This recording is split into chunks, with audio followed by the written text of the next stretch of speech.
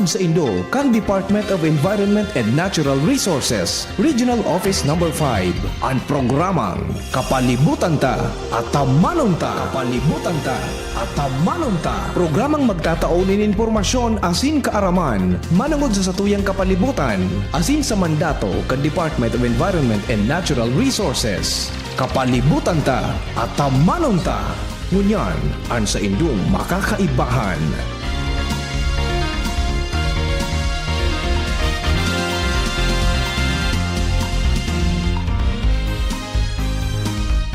Marahay na aga sa gabos ng mga paraan tabay. Mga kaimanwa, kamusta po kamo? Ako po si Joan Montecastro para sa programang Kapalibutan Ta at Tamanon Ta. Makakairibanan nindo kami ngunya na Huwebes, Pesya 25 kan bulan in Setyembre taon 2025. Mapaabot kami sa Indo ni mga impormasyong may kinaaraman sa pang-oroal daw na buhay bilang sarong namamanwaan na nagmamakulog sa satong kapalibutan. Para sa inyong mga kahapotan, mag-apod sa station sa 4805509 puon alas 11 sundo alas 12 ng pagkauto kada Huwebes.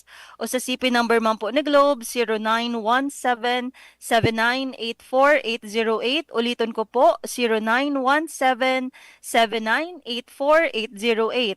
Pwede man po kamo magdulok sa samuyang opisina Lunes sundo o Biyernes puon alas 8 sundo alas 5 ning hapon. Asin pwede man na magpadarakan sa inyong mga kahapotan o mga suhestyon sa samuyang opisina na makukua sa Regional Center Site Arawi sa Legazpi City. Kami sa Indoman ang antabayan sa internet asin sa Facebook page Candizi GB.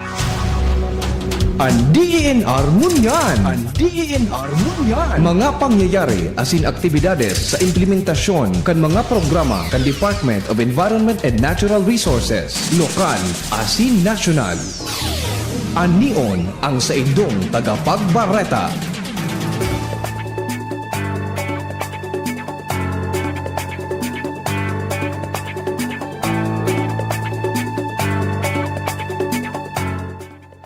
Ini ang katiripunan kan mga bareta sa DENR ngunyan. Sa sarong coordination meeting, pig-asigurar kan Provincial Environment and Natural Resources Office o PENRO Albay, ang Department of Education o DepEd Schools Division Office SDO Albay, na tatabangan indaan ahensya na maparikas ang pagproseso kan sa indang mga special patent applications. An issuance kan special patents for public schools nakabase sa Republic Act No. 10023 as in DENR Administrative Order 2015-01 o ang guidelines for the processing and issuance of special patents for public school sites. Maawot kan mga lay na ini na streamline ang mga proseso asin maparikas ang pag-issue kan mga titulo kan daga kan mga pampublikong eskwelahan. Sigun kay OIC Penro Narisol C. Divina, sa paagi kan marikas na pagproseso kan mga special patent applications, laom kan DENR asin DepEd na makakrear nin mas stable asin conducive learning environment para sa mga estudyante.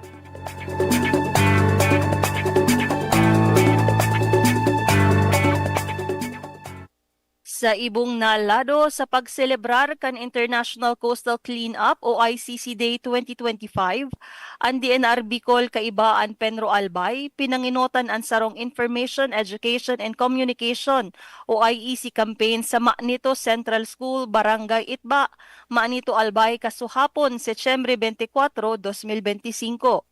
Ang Project C, Save, Educate and Act, Small Hands, Big Waves of Change campaign, pinagpartisiparanin maaabot sa 70 na mga estudyante. Ang mga partisipantes piktugduan manunungod sa solid waste management asin ang pagprotehir kan kapalibutan, partikularmente ang coastal asin marine resources. Saro sa mga highlight kan aktibidad, iyo ang interactive games asin hand-painted commitment board na mga simbolo sa promesa kan mga kaakian na makipagtabangan sa pagprotehir kan kapalibutan asin maging tagapagtukdo nin sustainabling practices sa saindang eskwelahan asin komunidad. Ini ang katiripunan kan mga bareta sa DENR ngunyan.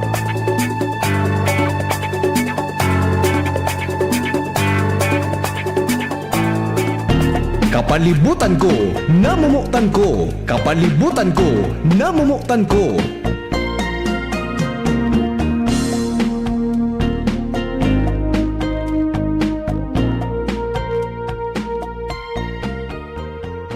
Sarong makakalikasang aldaw po sa giraray sa satuyang mga paraan tabay. Enot po sa gabos, batiuntaan mga mahihigos na personahes kan Office of the Regional Executive Director sa pamamayo po kan samuyang direktor na si Red Francisco Emilia Jr. Sa opisina man po ni ARD for Technical Services Attorney Ronel Sopsop, ARD for Management Services Ronel Astor, ARD for Special Concerns Adona P. Santiago, MGB Regional Director Engineer Guillermo A. Molina Jr. IV, as in syempre sa EMB sa pamamayo ni OIC Regional Director Jerry Geronimo R. Sanyes. Marhay na aga po sa gabos na mga naghihiling kan satuyang FB Live. Dahol po ang nakaantabay sa satuyang FB Live. Aramta po na grabe ang kasiributan, ang pag-andam sa paabot na bagyo. Ano po kaya dapat talaga na pag-adalan ta kung ano ang mga dapat ang gibuhon, ang mga dapat ang ipreparar.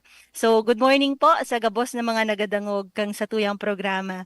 Sa mga oras po na ini, kita digdi sa Albay, sa bilog na rehiyon Bicol, nagaantabay na po sa pag-abot kan bagyong Opong. Drudakula po na pag-uran ang tiga-asahan ta na madara landslide as in pagbaha. Kaya importante po kita na mag-andam bako sa na po sa satong pamilya, kundi man para sa satuyang komunidad. Dito talaga dapat talaga ang pag-andam yaon dyan. So, digdi po sa Facebook page kang Mines and Geosciences Bureau, maawat ko po ini sa indong iheras kasi very timely ang sa indang pag-share kang sa indang DENR MGB Geohazard Advisory for Region 5. Importante hunta po ining maaraman ta siguro po sa iba di man nakakaantabay sa Facebook ngaon talaga sa mga transistor radios lalo na pag arog kaaning bagyo ang talagang sandalan ta iyo ining mga transistor radios igwaman po kami kayan kaito yaw na po ako sa online ngunyan kaito may transistor radio man kami pero iheras ko po ini sa Satuya Agabos kasi hali po ini sa Mines and Geosciences Bureau, tangani po makalikay kita sa posibleng pagrasay kidaga, sa posibleng pagbaha. Ini po, ang date kaini, September 23, 2025, 8 p.m. alas 8 po. Pero valid ini from September 23 to 26, 2025. So valid pa po ini hanggang sa aga. Ining mga tiga-alerto nindang warning possible landslides and flooding kung saan po sa mga lugar na pwedeng matamaan ki landslide as in pagbaha. Ang sabi po digdi sa Facebook post kang MGB, please be alert and help monitor your areas. Dapat kita maging alerto as in i-monitor ta kung hain kita ngunyan, hain ang satuyang mga pamilya, hain ang satuyang mga loved ones. Ano po, sabi digdi for possible landslides, floods, or mud flows. Kasabay po ang mud flows. Inuton ko sana po sa mga pagiromdom bago kita mag-abot duman sa early warning, early action, preparing for rain-induced landslides and flooding. Ang sabi paano po digdi for medyo sa dayot so mga numero pero dakulaan ta. Ang sabi digdi hazard susceptibility ratings base po ini sa kada probinsya as in munisipalidad. Sa giraray po hali ini sa datos kang Mines and Geosciences Bureau, nakapost po ini sa indang Facebook page. Pwede po nindong ma-access. Tangani gabos kita igwang kopya ka ini. Ang sa indang Facebook page MGB Region 5. Ang sabi po digdi for landslide sa probinsya da po ki Albay, ang total na number ki barangay na pwedeng high as in very high for landslide nasa 20 po na barangay ang nakalaag digdi. As in for flooding naman po ang very high na numero yaon sa 116 na barangay. As in sa Kamsur medyo duro dakula 133. Da po ang very high as in high na mga barangay na may potensyal na mag-landslide o magruso ang daga. As in, sa flooding naman po, nasa 469 na barangay. Di ko po ini masasaro-saro na mga barangay kung na mga embwelto digdi po sa mga tigheras na data kang Mines and Geosciences Bureau. Pero kung gusto po nindo na masiguro na sa barangay nindo wara duman sa listahan, duman po mismo sa tigsasabi ko na Facebook post kang Mines and Geosciences Bureau, igwa po duman na nakalaag na Find Your Barangay. So, duman po sa post na ito, igwang QR code, siguro so mga kaakian tabangan ta sa mga lolo lolo, lola, tito, tita, akong paano ini. Tamas kaya ako, nalilibog man ako minsan kay ning QR code. Pero igwa po na QR code, digdi, tangani na mailuwas duman. So, listahan. Visit, ang nakalaag digdi po, visit this QR code and check if your barangay. Iti-check ta po kung ang barangay nindo nakasabay o nakabali digdi sa listahan kang mga areas na susceptible po to rain-induced landslides and floods. Maray man po baga talaga na mag-antabay kita, mag-andam. Tangan isigurado po kita na para sa satuyang safety, arog ka subago, dapat baga kapag sinabihan na kita na mag-evacuate po kita. So sa Giraray po sa Albay, ang nakalaag digdi, very high, as in high, 20 na barangay for landslide. For flooding naman po, 116 ang very high. Sa Camarines Sur po, 133 ang high, as in very high for landslide prone areas. As in sa flooding, 469 na total number of barangays po for flooding. Sa Camarines Norte po, medyo diit ang sa indang numero kang mga barangay. Nasa 10 sa na po na barangay sa Camarines Norte ang very high, as in high for landslide. Pero sa flooding po, nasa 201 na barangay ang nakalaag po digdi. Sa Giraray po, data ini kang Mines and Geosciences Bureau. Tiga hiras ko sana po sa Indo. As in sa Catanduanes po, nasa 4 na barangay lang ang prone sa landslide for very high and high. As in sa flooding po, pira ini, 116 ang very high for flooding. Sa Masbate naman po, 43 ang very high, as in high for landslide.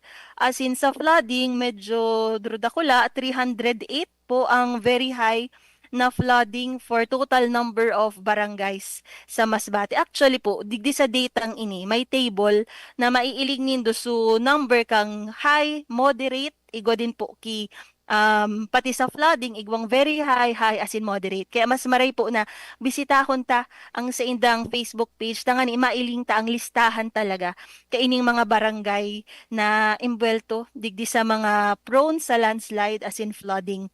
Sa Sorsogon po, saro sana ang nailista ninda na very high, as in high for landslide. Saro sa sarong barangay sa Sorsogon.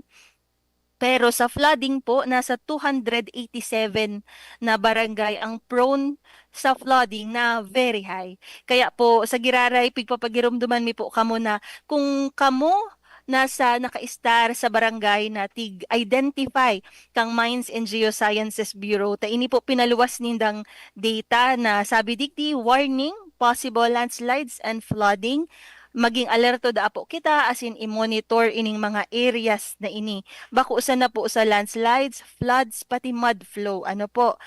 So, nakalaag po digdi sa indang post na ang rain-induced landslide is the downward movement of rock pababa, nagbabaraba. So, pag-iro kaining mga gapo, mga downward movement of rock, nagbabaraba ang gapo o soil o daga. Kumbaga po, nagrarasay ang satuyang daga kasabay ining mga gapo dahilan sa heavy, as in continuous na pag-uran. Kapag magabaton, so pag-uran as in padagos na daing purbundong pag-uran, pwede po ining makakausa ki damage o pagka-destroso, as in pagkaraot kan sa tuyang mga propriedad, nakalaagdig di po sa data ninda kang MGB na pwede din da ining magkausa ki suffocation dahil kita makaarangos ta siguro kung natambunan kita kaining mga daga kang pagrasay kang mud bako sa na daga ano po pati ining lahar mud as in tubig. Pwede din daw ini magkausa ki injury as in pagkagadan. Kaya iyo po baga ang tiga iwasan ta talaga. So, sabi digdi po, warning signs kang mga landslide. Ano po daa ang iilingon ta na mga warning signs kung ma-landslide na dyan sa indong lugar. Pero dapat nga ni, day na nindo iyan mailing, dapat wara na kamo dyan sa lugar na iyan. Ta delikado. Ano po, sabi digdi, kapag daa igwang cracks on the ground, kung may nailing na po kamo dyan sa lugar nindo na may mga batak-batak na mga daga, kapag po nagpupuon magbatak ang daga, delikado na po iyan. Saro na po iyan na warning sign para sa landslide. Ang saro pa po digding tigkaagninda, tilting of trees and walls. Tilting nagatiko na po sa mga kahoy. So kung may nailing po kita dyan ng mga mabatag na tiko na po sa kahoy, sinyalis na po ini kipag ruso pag rusog kang sa tuyang mga daga asin mga gapo. So warning sign again ini para sa landslide. Asin saro pa nakalaag po digdi sudden springing of water from the ground. Bigla na sana may nagluwas na tubig na dati wara man duman na tubig sa lugar na ito. Sudden, bigla na pagluwas ki tubig duman sa daga. So kung may nariparo po kamo na arog ka iyan sa lugar na indo, sa barangay nindo, tulos-tulos po na ipaaram din nindo sa mga kinauukulan sa barangay na may mga senyales na kamo na nahihiling na warning sign for possible landslide. As in saro pa, ang nakalaag digdi, small landslides da, mga saradit da ang mga landslide. Ikaw nababasa, may antipara na kaya po talaga ako. Di ko lang nagsusulog.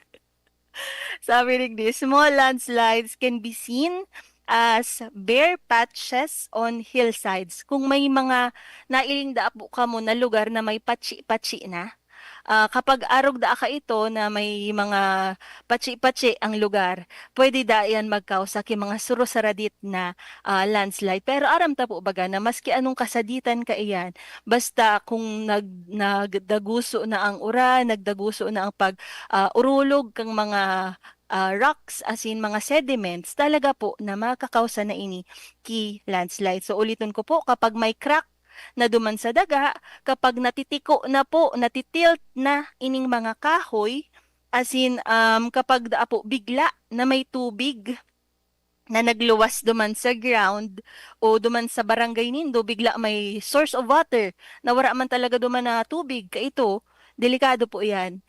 Pwede po yan maging sinyales ki landslide.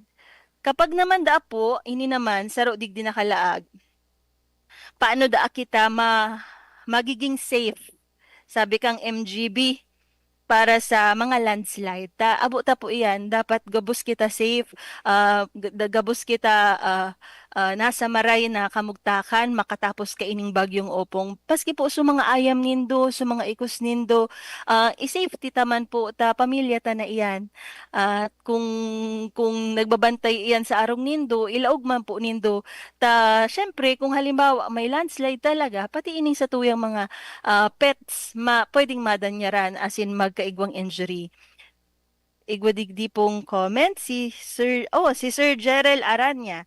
Ma'am Joanne, good morning po. God bless all over the world. God bless po sa imo, Sir Jerry Aranya. As in, sana po nakakalikay ka na sa posibleng destroso kaining bagyo as in sa bilog po nindong pamilya. Sabi po digdi kang Mines and Geosciences Bureau sa indang DENR MGB Geohazard Advisory.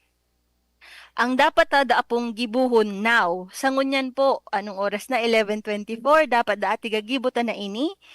I-monitor ta ang mga weather forecast. Aram ko po, nakamonitor ka mo ta bago pa po nagsisingkwenta, nagtataas ang satuyang Facebook Live na mga viewers. Talagang nakamonitor kita sa tuyang mga weather forecast.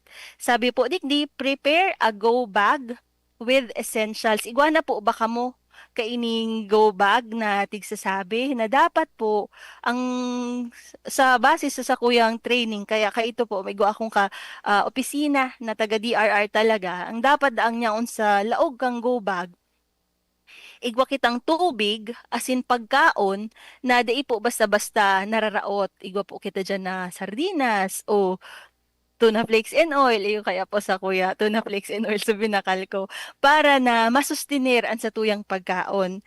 As in, dapat po igwa kitang first aid kit, as in personal po na mga bulong. Kung halimbawa po may maintenance ka mo sa hypertension, may maintenance ka mo sa diabetes, ano po, sa mga maintenance, gabos po ini dapat naka-safety na din. Ano, kung ano pa man ang mga emergencies na itabang pag-aaram, dapat igwa kitang pirmi kang mga bulong na ini. As in, importante na igwa din kita para sa mga lugad. Kasi kung halimbawa talagang may nalugadan, dapat igwa kitang pang sustenir na mabulong ta siya. As in, sabi ta po, dapat igwang flashlight, igwang batteries, as in transistor radio, ta mawawaran at mawaram ta po, midbid ta na ang albay. Da mawawaran talaga, sabi kang sa kuyang aki nag-chat, wara na da ang kuryente duman sa munyan. Sa Indo po, igwa pa po ba kamong kuryente dyan sa mga lugar nindo? Kaya dapat po, igwa kitang battery, as in transistor radio, as in, siguro po sa mga importanteng dokumento na igwa kita para tusunta ki plastic. Ano po ining mga importanteng dokumento? Ikaagta po sa waterproof pouch. Ikaagta po sa birth certificate. Siguro sa mga nakakaluwag-luwag, sa mga titulo kang daga, sa mga deed of sale nindo dyan, kang mga auto dapat po inaka-safety po ini sa waterproof pouch. Tadita po baga-aram ang duros minsan. So, igwa po dapat kita ki hygiene kit, face mask, as in, bado, gubing, as in, mag-charge kang sa tuyang mga cellphones, as in power bank. Pero saro po na naukudan ko, duman sa training mi sa disaster risk reduction, kaya ito nag-training man po ako, dapat igwa kitang kwarta. Ang abot ng sweldo na po ba?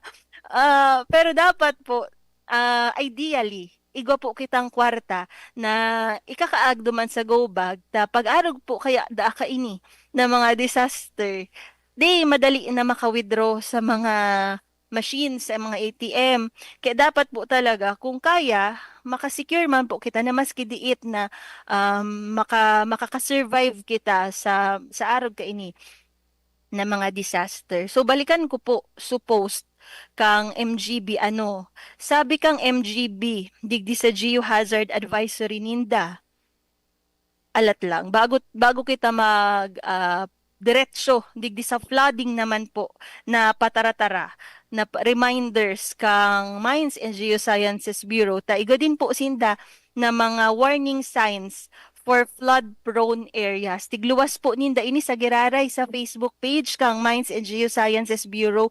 Ngani po mailing nindo kung hain ang sa indong barangay, sa giraray igwa pong QR code na yaon duman, as in, maiiling po nindo so final na mga listahan kang mga areas na susceptible o pwedeng magkaigwa ki landslide as in pagbaha. Kaso bago po tigsaro-saro ko na sa mga barangay, kumpirang barangay sa kada probinsya. Ano po, ang sabi po digdi ni Ma'am Paul Miraflores, latest update da po sa Bagyo, Madam. Taga DENR pa po ako. Sa pag-asa po iyan. Pero ngunyan po sa DENR, ang i-remind po ni Misa Indo, ngunyan, so pagbaha, pag landslide, as in so mga gigibuhon ta po sa pagkaputol, halimbawa po sa mga kahoy, kaipuhan i-prune o bawasan, i-discutir taman po ito dyan. So allowable na pagputol ki kahoy. Taaram ta po baga, may rules ang DENR na di talaga pwede magputol kang kahoy. Pero general rule po ito. Pag-arog ka ini na may mga pagbaha, disaster, may mga exemptions po kita kung nuarin kita pwedeng mag-prune kaining mga kahoy na ini. Saro pa po, bago kita mag-abot duman sa Um, ano yan? Ang sabi po, Digdi, sige na nga ni, tatig request ni Madam, latest update po sa Bagyo. Igo po kitang amended activation order for the Geohazard Operation Center for Typhoon Opong. Actually po, ining memorandum na inihali sa Regional Director po kang Mines and Geosciences Bureau. Ngunyan po ini tig paluwas. So very fresh pa po ini na data na ini, idiskutir ko po sa Indo bago kita mag-commercial break. Ano, ang sabi po digdi sa memorandum sa Giraray, kang Mines and Geosciences Bureau hay na ito.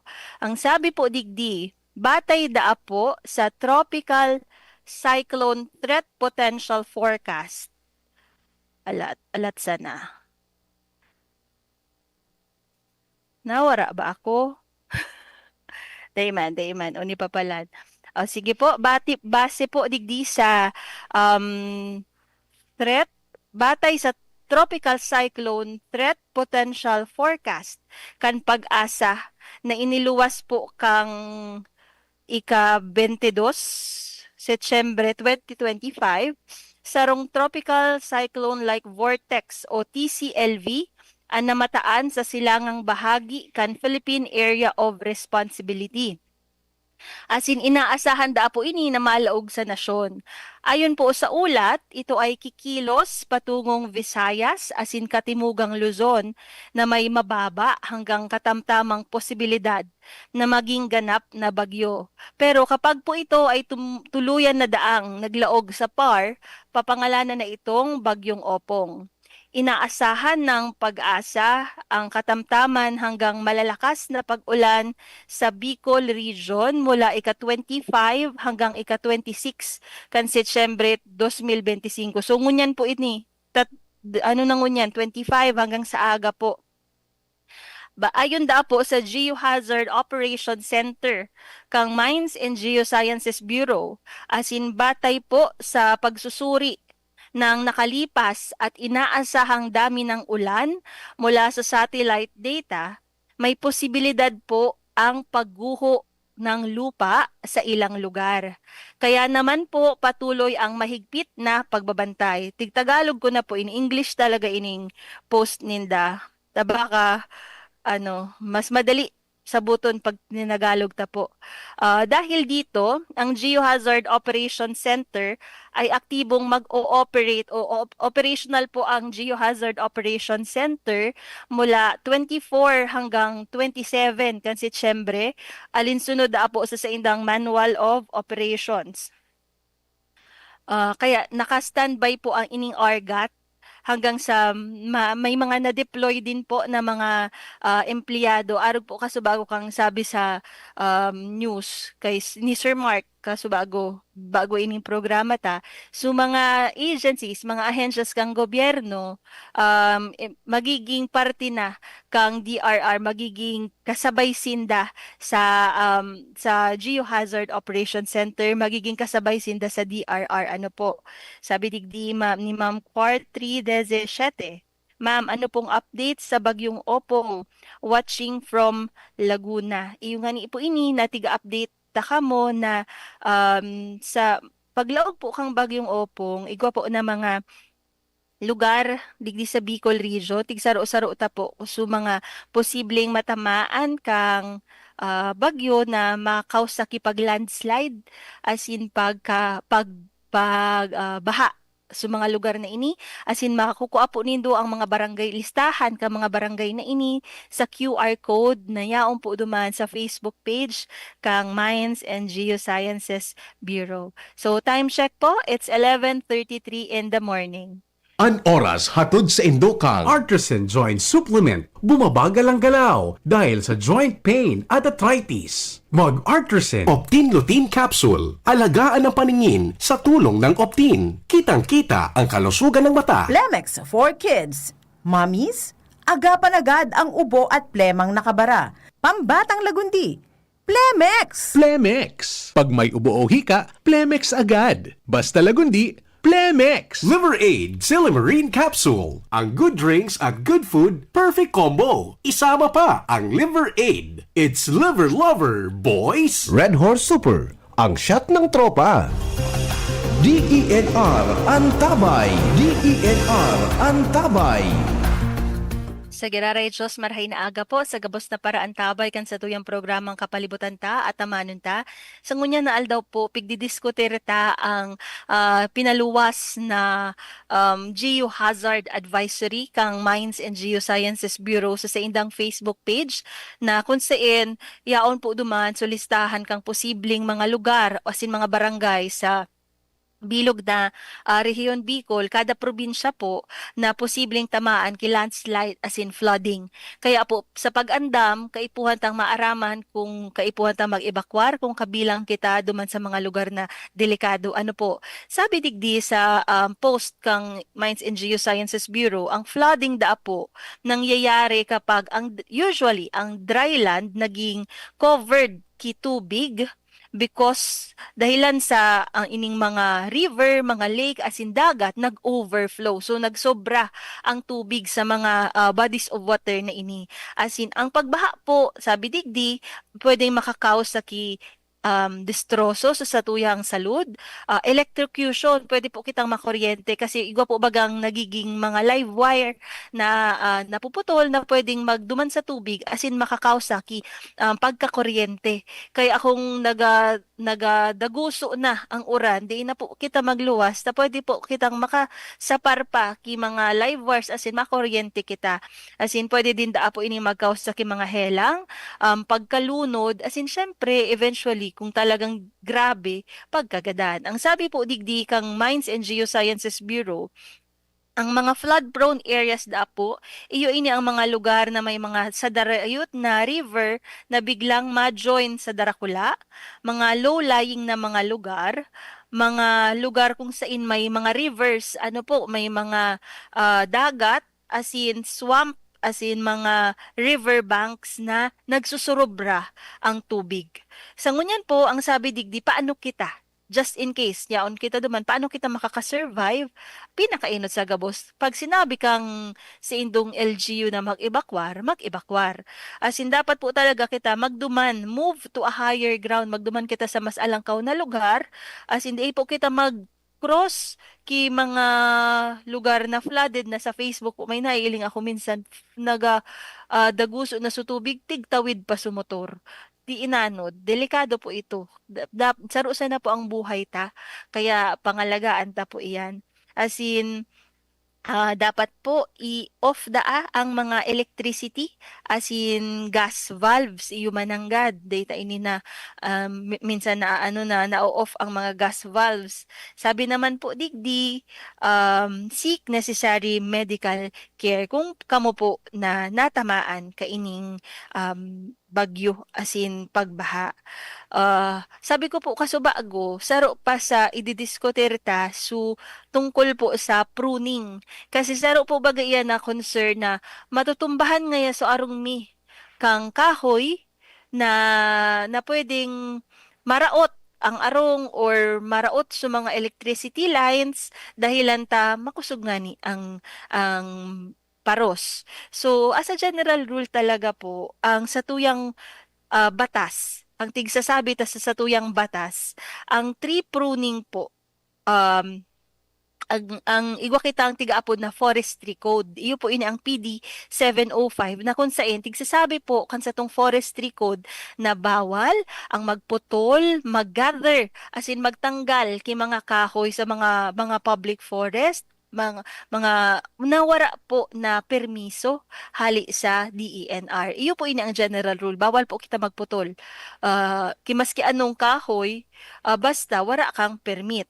Pero, syempre po, bako man po kita gari sobrang tigbox ta na ang sadirita duman sa batas. Igwa po kitang mga exceptions na pwedeng gibuhon sa pag-arog kaini. Partikularmente po kapag ang kahoy nakaka-endanger ki propriedad, ki buhay, as in public utilities. Igwa po kaya na existing na joint DENR, DPWH, DILG, circular on roadside trees. Tandaan ta po, sa roadside. So mga kahoy na yaon dyan sa kalsada. Kaya po ang ining circular, ang kaibata, DPWH as in DILG. Na kung sain po, ang sabi digdi, road safety ang sa pinaka-importanting consideration ta. Kaya kapag na-block baga ang visibility sa sarong lugar, dapat, alat lang, may nag-message sa to. May latest bulletin na po ba ang pag-asa sa Legazpi? Worried lang po ako dyan sa Albay. Magurang, asin mga tugang ko. Salamat po. Ang nag-message po si Ma'am Quartri 17, naghadit da po siya sa iyang mga kaibahan sa Albay. Ang maggurang sa Pulangi po ba ini, Ma'am Quartri 17? Gari, ang aram ko may barangay Magurang sa Pulangi. Ay salaman ang pagkabasa ko. Sa magurang niya, lutang.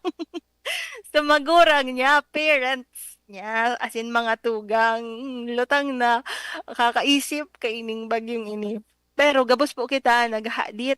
Di ko lukan ako ni Shelo. Gabos po kita naghadit talaga maski ako um, dakol po baga kaya ang tagsasabi na dapat mga preparasyon, minsan kulang ang oras sa tuyang mga preparasyon, kaya ang mga opisina po, government offices, wala na po kaming opisina. Diyan na alas 12, tigatapos na ini radio program. Tapag alas 12 po, urulian na ang mga government employees, di na pong nagralaog da po niya na aldaw para din tarakluban ang mga electronics. Kami po digdi sa opisina, pinaratos miki plastic. Pero di ko lang po sigurado sa mga private kasi discretion po iyan kan sa indang kumpanya. So, pakatapos po kay ni ma'am, sigurado ako by iheras kang DZGB ang latest bulletin kang pag-asa.